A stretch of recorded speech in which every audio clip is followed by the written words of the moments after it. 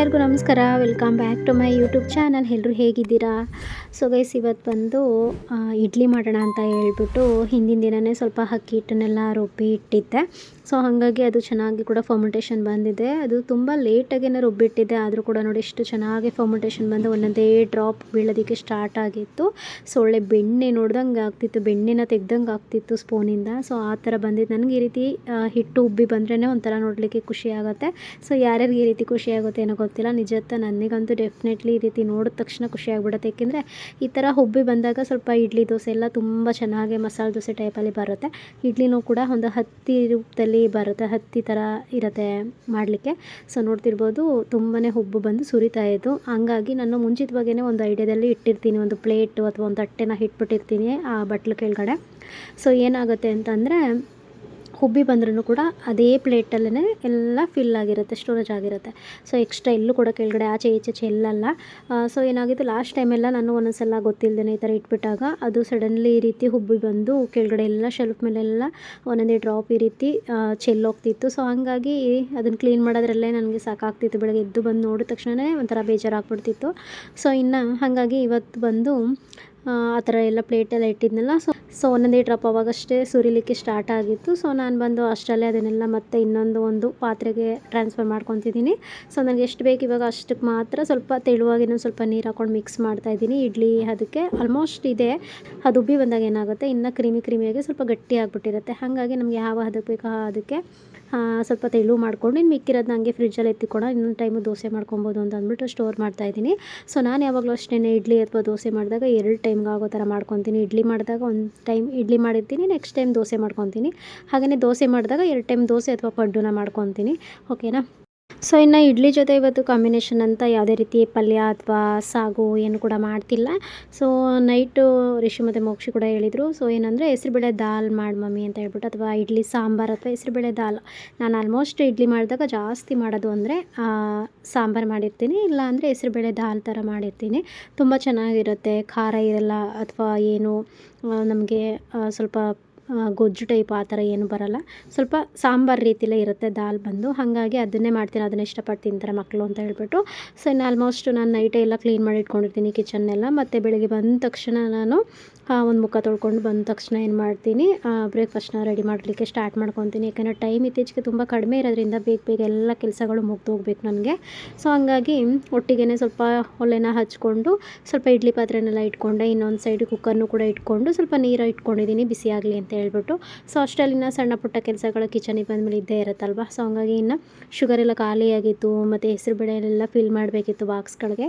So ಅದಕ್ಕೆಲ್ಲ fill ಮಾಡಿಬಿಡೋಣ ಇದೇ ಟೈಮಲ್ಲಿ ಅಂತ ಹೇಳ್ಬಿಟ್ಟು ಹಾಕ್ಕೊತಾ ಇದ್ದೀನಿ. ನಾನು ಆಲ್ಮೋಸ್ಟ್ 1 kg ತರಿಸ್ಕೊಳ್ಳೋದು. ಲಾಸ್ಟ್ ಟೈಮ್ ತರಿಸಿದ್ದೆ, ಫಿಲ್ ಮಾಡೋದನ್ನ ಮರೆತು ಹಾಗೆ ಬಿಟ್ಬಿಟ್ಟಿದ್ದೆ. ಹಾಗಾಗಿ ಇವತ್ತು ಫಿಲ್ ಮಾಡ್ಕೊತಾ ಇದ್ದೀನಿ. ತುಂಬ ಏನು ನಾನು ಗ್ರೋಸರೀಸ್ನ ಸ್ಟೋರ್ ಮಾಡಿ ಇಟ್ಕೊಳ್ಳಲ್ಲ, ಎಷ್ಟು ಬೇಕೋ ಅಷ್ಟನ್ನು ಮಾತ್ರ ತರಿಸ್ಕೊಂಡಿರ್ತೀನಿ. ಈ ರೀತಿ 1 kg ಅಥವಾ 1/2 kg ನನಗೆ ಬೇಡದೇ ಇರುವಂಥದ್ದು ಏನಾದರೂ ಸ್ವಲ್ಪ ರೇರಾಗಿ ಯೂಸ್ ಮಾಡ್ತೀನಿ ಅನ್ನೋ ಥರ ಇದ್ದರೆ ಒಂದು ಅರ್ಧ kg ತರಿಸ್ಕೊಂಡಿರ್ತೀನಿ. ಅಥವಾ ನಮಗೆ ಇದು ಬೇಕಾಗುತ್ತೆ ರೆಗ್ಯುಲರಾಗಿ ನಾನು ಯೂಸ್ ಮಾಡ್ತೀನಿ ಅಂದರೆ 2 kg 1 kg ಈ ರೀತಿ ತರಿಸ್ಕೊಂಡಿರ್ತೀನಿ. ಶುಗರ್ ಆಗಿರ್ಬೋದು, ದಾಲ್ ಆಗಿರ್ಬೋದು, ಪೀನಟ್ಸ್ ಆಗಿರ್ಬೋದು, ಈ ಥರ ಏನೇ ಒಂದು ದಾಲ್ ಆಗಿರ್ಬೋದು. ಸೊ ಈ ಥರ ತರಿಸ್ಕೊಂಡಿರ್ತೀನಿ. ಓಕೆನಾ? ಹಾಗೆಯೇ ಇವತ್ತು ಏನು ಮಾಡಲಿಕ್ಕೂ ಕೂಡ ಮನಸ್ಸೇ ಇರಲಿಲ್ಲ, ಏನೋ ಒಂಥರ ಲೇಝಿ ಡೇ ಅಂತ ಹೇಳ್ಬೋದು. ಹಾಗೆಯೇ ತುಂಬಾ ಮನಸ್ಸಿಗೆ ಏನೋ ಒಂಥರ ಭಾರ ಅಂತ ಅನ್ನಿಸ್ತಾ ಇತ್ತು. ಹಾಗಾಗಿ ಸಮಾಧಾನ ಅಂತಲೇ ಆಗ್ತಿರಲಿಲ್ಲ. ಸೊ ಹಂಗಾಗಿ ಇನ್ನೇನು ಮಾಡಲಿಕ್ಕಾಗತ್ತೆ, ಹಾಗಂಥ ಕೆಲಸಗಳನ್ನ ಸ್ಕಿಪ್ ಮಾಡೋಕ್ಕಾಗಲ್ಲ. ಏನೇ ಬೇಜಾರಿದ್ರೂ ಏನೇ ಇದ್ರೂ ಕೂಡ ಸೊ ಅದನ್ನೆಲ್ಲ ಮನಸ್ಸಲ್ಲಿ ಇಟ್ಕೊಂಡು ಒಂದು ಸೈಡಲ್ಲಿ ಇಟ್ಟು ಸೊ ನಮ್ಮ ಕೆಲಸಗಳನ್ನ ನಾವು ಮುಂದುವರಿಸಲೇಬೇಕಲ್ವ. ಯಾಕೆಂದರೆ ಮನೇಲಿರುವಂಥ ಹೆಣ್ಮಕ್ಳು ಒಂದು ಚೂರು ಬೇಜಾರಾಗಿ ಕೂತ್ಕೊಂಡು ಅಂತಂದರೆ ಯಾವ ಕೆಲಸಗಳು ಕೂಡ ಆಗೋದಿಲ್ಲ. ಸೊ ಎಲ್ಲ ಸ್ಕಿಪ್ ಆಗ್ತಾ ಹೋಗುತ್ತೆ. ಒಂದು ಕೆಲಸ ಸ್ಕಿಪ್ ಆದರೆ ಅವತ್ತು ಇಡೀ ದಿನ ಹಾಳಾಗುತ್ತೆ. ಅವತ್ತು ಇಡೀ ದಿನ ಹಾಳಾದರೆ ನಮ್ಮ ಲೈಫಲ್ಲಿ ಒಂದು ಟೈಮ್ ಅನ್ನೋದು, ಒಂದು ಮೂಮೆಂಟ್ಸ್ ಏನಿರುತ್ತೆ ಆ ದಿನದ್ದು, ಅದನ್ನೆಲ್ಲ ಮಿಸ್ ಮಾಡ್ಕೊತಿರ್ತೀವಿ, ಅದೆಲ್ಲ ಲೆಸ್ ಆಗಿಬಿಡುತ್ತೆ. ಸೊ ಟೈಮ್ ಅನ್ನೋದು ಟೋಟಲಿ ಹೇಳಬೇಕು ಅಂದರೆ ನಮ್ಮ ಲೈಫಲ್ಲಿ ಬೆಸ್ಟ್ ಆಫ್ ಮೂಮೆಂಟ್ ಅಂತಲೇ ಹೇಳ್ಬೋದು. ಸೊ ಹಾಗಾಗಿ ಟೈಮನ್ನು ಆದಷ್ಟು ಆದಷ್ಟು ಉಪಯೋಗಿಸ್ಕೊಳ್ಳೋಕ್ಕೆ ಟ್ರೈ ಮಾಡಿ, ತುಂಬ ವೇಸ್ಟ್ ಮಾಡಬೇಡಿ ಅಂತ ಹೇಳ್ತೀನಿ, ಓಕೆನಾ. ಸೊ ಏಕೆಂದರೆ ಮತ್ತೆ ಆ ಟೈಮ್ ನಮ್ಗೆ ವಾಪಸ್ ಸಿಗಲ್ಲ ಬೇಕು ಅಂತಂದ್ರೂ. ಸೊ ಓಕೆ, ಇನ್ನು ಹಾಗೆಯೇ ಇವಾಗ ಹೆಸರುಬೇಳೆ ದಾಲ್ಗೆ ಅಂತ ಹೇಳ್ಬಿಟ್ಟು ಬಿಸಿನೀರಿಗೆ ಇಟ್ಟಿದ್ನಲ್ಲ, ಸೊ ಅದಕ್ಕೆ ಸ್ವಲ್ಪ ಹೆಸರುಬೇಳೆನೆಲ್ಲ ನನಗೆ ಒಂದು ಕಪ್ಪು, ಒಂದು ಮುಕ್ಕಾಲು ಕಪ್ ಆಗೋಷ್ಟು ತೊಳೆದ್ಬಿಟ್ಟು ಹಾಕ್ಕೊಂಡಿದ್ದೀನಿ. ಒಂದಷ್ಟು 2-3 ಹಸಿಮೆಣ್ಸಿಕಾಯಿ ಹಾಕ್ಕೊಂಡಿದ್ದೀನಿ. ಸ್ವಲ್ಪ ಟೊಮೊಟೊ, ಈರುಳ್ಳಿ ಎಲ್ಲನೂ ಕಟ್ ಮಾಡಿ ಸೇರಿಸ್ಕೊಂಡು ಸ್ವಲ್ಪ ಆಯಿಲ್ನ ಸ್ಪ್ರೇ ಮಾಡ್ಕೊಂಡಂಗೆ, ಅದು ಲೀಕ್ ಆಗಬಾರ್ದಲ್ಲ ವಿಷಲ್ ಹಾಕಿದ್ಮೇಲೆ, ಹಾಗಾಗಿ ಅದನ್ನೆಲ್ಲ ಹಾಕಿಬಿಟ್ಟು ಇನ್ನೇನಿಲ್ಲ ಸ್ವಲ್ಪ ಅರಿಶಿಣದ ಪುಡಿ ಹಾಕಿ ಎಲ್ಲನೂ ಮಿಕ್ಸ್ ಮಾಡಿಬಿಟ್ಟು 1-2 ವಿಷಲ್ ಕೂಗಿಸ್ಕೊಂಡ್ರೆ ಸಾಕು. ತುಂಬ ಚೆನ್ನಾಗಿ ಹೆಸರುಬೇಳೆ ಕ್ರೀಮಿ ಟೆಕ್ಸ್ಚರಲ್ಲಿ ಬಂದಿರುತ್ತೆ. ಸೊ ಅದು ಬಂದು ವಿಷಲ್ ಬರಲಿ. ಸೊ ಅಲ್ಲಿ ತನಕ ಇಡ್ಲಿದೇನಿರುತ್ತೆ ಈ ಥರ ಸ್ವಲ್ಪ ಡಿಫ್ರೆಂಟಾಗಿ ಇವತ್ತು ಮಾಡೋಣ ಅಂದ್ಬಿಟ್ಟು, ಏಕೆಂದರೆ ತರಕಾರಿ ಅಂತಂದರೆ ಮಕ್ಕಳು ಸ್ವಲ್ಪ ತಿನ್ನೋದೆಲ್ಲ ಕಷ್ಟ ಅಲ್ಲ, ಹಾಗಾಗಿ ಮಾಡೋದ್ರಲ್ಲೇ ಸ್ವಲ್ಪ ತರಕಾರಿಗಳನ್ನ ಬಳಸಿ ಮಾಡಿದ್ರೆ ಸ್ವಲ್ಪ ಅವ್ರು ಇಷ್ಟಪಟ್ಟು ತಿಂತಾರೆ, ಸ್ವಲ್ಪ ಕಲರ್ಫುಲ್ಲಾಗಿ ಕಾಣುತ್ತೆ ಕಣ್ಣಿಗೆ ಅಂದ್ಬಿಟ್ಟು. ಯಾವಾಗಲೂ ಪ್ಲೈನ್ ಇಡ್ಲಿ ಒಂದೇ ರೀತಿ ಇಡ್ಲಿ ಮಾಡ್ತಿದ್ನಲ್ಲ, ಹಾಗಾಗಿ ಇವತ್ತು ಅಂದರೆ ಇದನ್ನು ಒಗ್ಗರಣೆ ಹಾಕಿ ಬೇಕಿದ್ರೆ ಮಾಡ್ಬೋದು. ನಾನು ಹಾಗೆ ಡೈರೆಕ್ಟೇ ಸೇರಿಸ್ಕೊತಿದ್ದೀನಿ. ಸ್ವಲ್ಪ ಇಡ್ಲಿ ಪಾತ್ರೆಗೆ ಈ ಥರ ಎಣ್ಣೆನೆಲ್ಲ ಹಾಕ್ಕೊಂಡು ಇಡ್ಲಿನ ಬಿಟ್ಕೊಂಡಿದ್ದೀನಿ. ಸೊ ಇನ್ನು ಇದಕ್ಕೆ ಬಂದು ಸ್ವಲ್ಪ ಕೊತ್ತಂಬರಿ ಸೊಪ್ಪು, ಸ್ವಲ್ಪ ಕ್ಯಾರೆಟ್ ತುರಿ ಎಲ್ಲನೂ ಕೂಡ ಮುಂಚೆನೇ ರೆಡಿ ಮಾಡಿ ಇಟ್ಕೊಂಡಿದ್ದು ತುರಿದು. ಸೊ ಹಾಗಾಗಿ ಅದನ್ನೆಲ್ಲ ಸೇರಿಸ್ಕೊಂಡು ಮಾಡ್ತಾಯಿದ್ದೀನಿ. ತುಂಬ ಚೆನ್ನಾಗಿರುತ್ತೆ ಬಂದು ಈ ಥರ ಒಂದು ಡಿಫ್ರೆಂಟಾಗಿ ತಿಂದರೆ, ಯಾಕೆಂದರೆ ಯಾವಾಗಲೂ ಒಂದೇ ರೀತಿ ತಿನ್ನೋದಕ್ಕಿಂತ ಸ್ವಲ್ಪ ಇಡ್ಲಿಲ ಈ ಥರ ಬೇಕಾದಷ್ಟು ವೆರೈಟಿನಲ್ಲಿ ತಿನ್ಬೋದು ಮಾಡಿಕೊಂಡು. ಸೊ ಕೆಲವು ಮಕ್ಕಳು ತರಕಾರಿಗಳನ್ನೇನು ತಿನ್ನಲ್ಲ ಅನ್ನೋರಿಗೆ ಇದು ಬೆಸ್ಟ್ ಆಪ್ಷನ್ ಅಂತಲೇ ಹೇಳ್ಬೋದು. ಈ ರೀತಿ ಮಾಡ್ಕೊಬೋದು. ಈ ಥರ ನಾನು ಒಂದೇ ಒಂದು ವೆಜಿಟೇಬಲ್ನ ಸೇರಿಸಿ ಮಾಡಿದ್ದೀನಿ. ಬೇಕು ಅಂದರೆ ಎಲ್ಲ ಥರ ತರಕಾರಿಗಳನ್ನೂ ಕೂಡ ಕಟ್ ಮಾಡಿಕೊಂಡು ಈ ಥರ ಇಡ್ಲಿ ಬಿಡುವಾಗಲೇ ಮಿಕ್ಸ್ ಮಾಡಿ ಮಾಡಿದ್ರೆ ಅವ್ರಿಗೆ ಕೆಲವೊಂದು ಪ್ರೋಟೀನ್ಗಳು ಏನು ಸಿಗಬೇಕು ಅದು ಕೂಡ ಊಟದ ಮುಖಾಂತರ ಈ ಥರ ನಾವು ಮಾಡೋ ಅಡುಗೆನಲ್ಲೇ ಆರಾಮಾಗಿ ಸಿಕ್ಬಿಡುತ್ತೆ. ಸೊ ಇನ್ನು ಇಡ್ಲಿ ಪಾತ್ರೆನೂ ಕೂಡ ಇಟ್ಟಿದ್ದೀನಿ. ಬಿಸಿ ನೀರು ಕೂಡ ಕಾದಿದೆ ಆಲ್ರೆಡಿ. ಇನ್ನು ಒಂದೊಂದಾಗೇ ಪ್ಲೇಟನ್ನೆಲ್ಲ ಜೋಡಿಸ್ತಾ ಇದ್ದೀನಿ.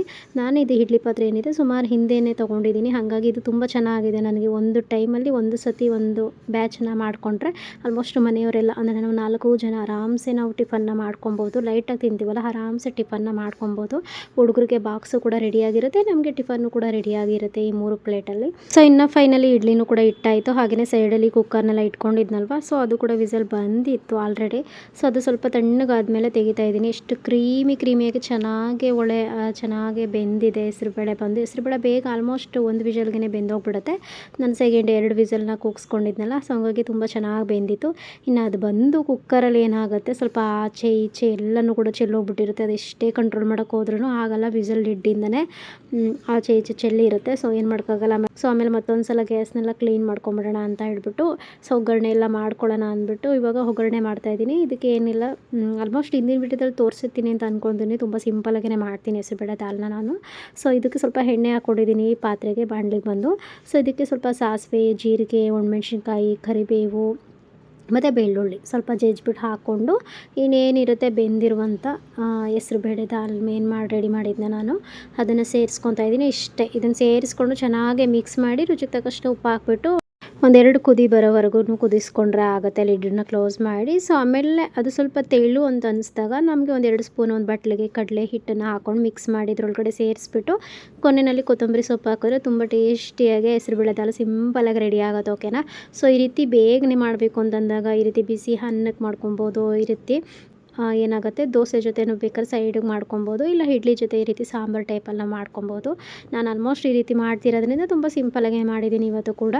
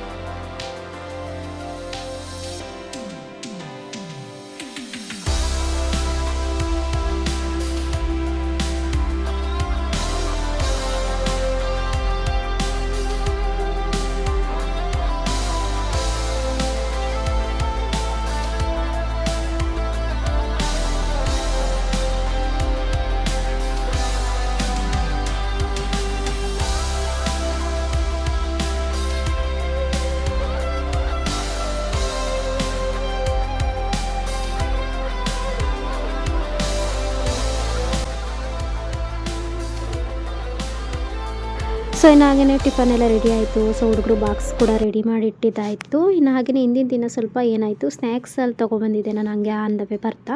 ತುಂಬ ಚೆನ್ನಾಗಿ ಇಷ್ಟಪಟ್ಟು ಕೂಡ ತಂದಿದ್ದೆ. ಇದು ಬಂದು ಸ್ವಲ್ಪ ಪೀನಟ್ಸ್ ಟೈಪಲ್ಲಿ ಬರುತ್ತೆ, ಓಕೆನಾ.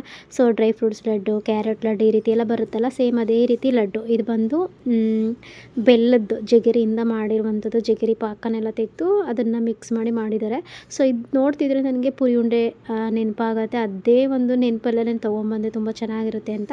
ನನಗೆ ಸ್ವಲ್ಪ ಆ ಥರ ಪುರಿ ಉಂಡೆ ಎಲ್ಲ ಇಷ್ಟ ಆಗುತ್ತೆ. ಸೊ ಎಕ್ಸಾಕ್ಟ್ಲಿ ಹೇಳಬೇಕು ಅಂತಂದರೆ 90 ಕಿಡ್ಸ್ಗಳು ಯಾರೆಲ್ಲ ಎತ್ತಿರೋ ಅವ್ರಿಗೆ ಇದೆಲ್ಲ ಗೊತ್ತಿರುತ್ತೆ, ಪುರಿ ಉಂಡೆ ಏನು ಅಂತ ಹೇಳ್ಬಿಟ್ಟು. ತುಂಬ ಚೆನ್ನಾಗಿರುತ್ತೆ ಬಂದು. ಸೊ ಅದೇ ಟೈಪಲ್ಲಿತ್ತು. ಸೊ ಹಂಗಾಗಿ ಇವತ್ತು ಅದನ್ನೇ ಹಾಕ್ಕೊಡೋಣ ಸ್ನ್ಯಾಕ್ಸ್ ಅಂತ ಹೇಳ್ಬಿಟ್ಟು ಹಾಗಾಗಿ ಬಾಕ್ಸ್ಗೆ ಅದನ್ನೇ ಹಾಕ್ತಿದ್ದೀನಿ. ಆಲ್ಮೋಸ್ಟ್ ಹೊರಗಡೆ ತಿಂಡಿ ಎಲ್ಲ ತಂದು ನಾನು ಬಾಕ್ಸ್ಗೆ ಹಾಕೋದು ತುಂಬ ಕಡಿಮೆ. ಸೊ ಇವತ್ತು ಯಾಕೋ ಗೊತ್ತಿಲ್ಲ, ಅದನ್ನು ತಿನ್ನಬೇಕು ಅಂತ ಅನ್ನಿಸ್ತು. ಹಾಗಾಗಿ ಹುಡುಗರಿಗೂ ಅದನ್ನೇ ಹಾಕ್ಕೊಡೋಣ, ಸ್ವಲ್ಪ ಪೀನಟ್ಸ್ ಲಡ್ಡು ಅಲ್ವಾ, ಹಾಗಾಗಿ ಚೆನ್ನಾಗಿರುತ್ತೆ ಅಂದ್ಬಿಟ್ಟು ಅದನ್ನೇ ಹಾಕ್ಕೊಟ್ಟಿದ್ದಾಯಿತು. ಇನ್ನು ಇದು ಬಂದು ಟೊಮೊಟೊ ಎಷ್ಟು ಚೆನ್ನಾಗಿದೆ ನೋಡಿ, ದಪ್ಪ ದಪ್ಪ ಇದೆ ಟೊಮೊಟೊ ಬಂದು.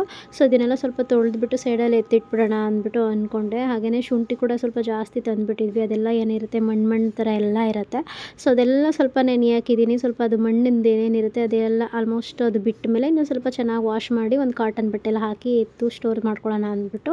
ಸೊ ಇನ್ನಾಗೇ ಫೈನಲಿ ನಾನು ಬೆಳಗ್ಗೆ ಏನಿರುತ್ತೆ ಕೆಲಸ, ಮಾರ್ನಿಂಗ್ ಕೆಲಸ ಮುಗೀತು. ಇನ್ನು ಹುಡುಗರು ಆಲ್ಮೋಸ್ಟ್ ಹೊರಟಿದ್ದಾರೆ. ವ್ಯಾನ್ ಕೂಡ ಇನ್ನೇನು ಆಲ್ರೆಡಿ ಬರ್ತಿದೆ. ಸೊ ಹಂಗಾಗಿ ವೆಯ್ಟ್ ಮಾಡ್ತಾ ಇದ್ದೀನಿ ನೋಡಲಿಕ್ಕೆ. ನಾನು ಆಲ್ಮೋಸ್ಟ್ ಮನೆಯಿಂದನೇ ರೀತಿ ಅಬ್ಸರ್ವ್ ಮಾಡ್ತಿರ್ಬೋದು ವ್ಯಾನ್ ಬಂತಾ ಇಲ್ವಾ ಅನ್ನೋ ಥರ. ಸೊ ಫೈನಲಿ ವ್ಯಾನ್ ಕೂಡ ಬಂದೇ ಬಿಡ್ತು. ಇನ್ನು ಹುಡುಗ್ರಿಗೆ ಟೈಮ್ ಆಯ್ತಲ್ಲ, ಸೊ ಅವರು ಕೂಡ ಟಿಫನ್ ಮಾಡ್ಕೊಂಡು ರೆಡಿಯಾಗಿ ಅವರು ಕೂಡ ಹೊರಟೇ ಬಿಟ್ಟರು.